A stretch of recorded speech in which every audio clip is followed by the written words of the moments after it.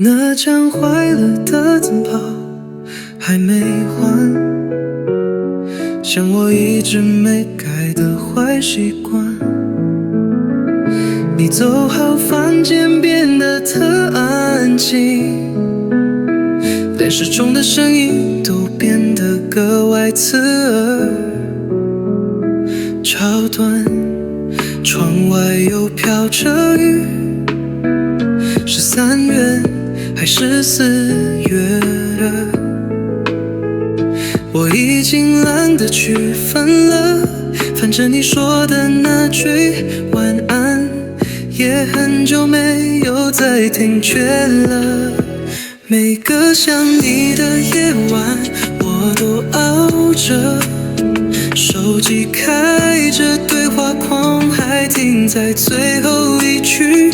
我反复看你以前说过的话，就像抱着一个早已断线的讯号，却还不愿挂掉。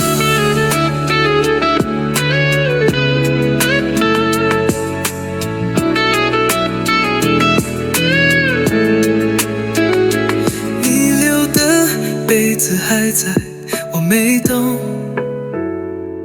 像我不敢碰的那些回忆，碰了会痛。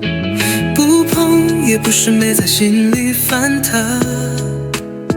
其实你走的那天我没哭，是后来的很多个晚上，像今天这样，我才知道人不是当下崩哭，而是慢慢地挂掉。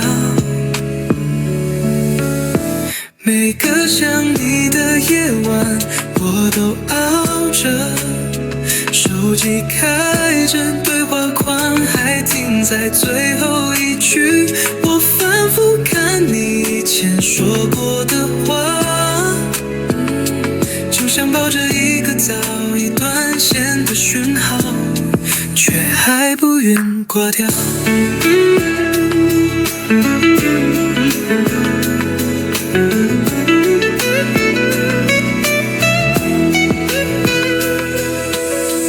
我不是不懂放下，只是还没学会怎么不心疼。每次走到我们以前常去的路口，我都还会看一眼，想着你会不会突然出现，叫我傻瓜，然后说你回来了。想你的夜晚真的很长，长到我都不记得白天是什么味道。有人说时间会冲淡一切，但它也让我更清楚，有些人是一辈子都忘不掉的。所以啊，如果你那天刚好有记不着，也许能记得，这里曾有个人，在每个讲的夜里，用沉默一直想着你。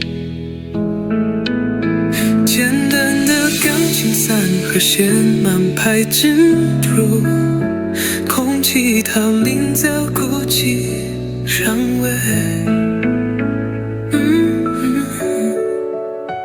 好曾经停留在最后一句。